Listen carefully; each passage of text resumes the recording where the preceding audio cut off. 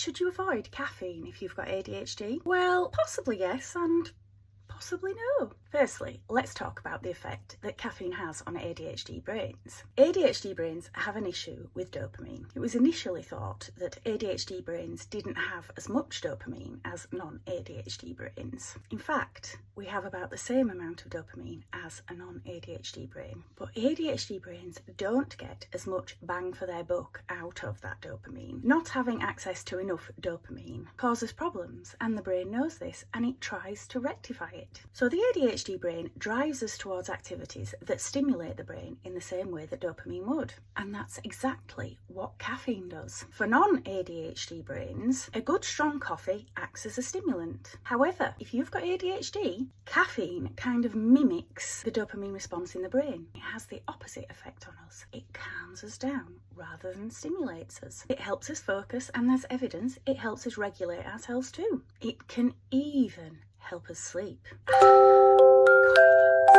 But beware, if you're on ADHD medication, too much caffeine can cause your heart rate to be elevated, and that's not a good thing.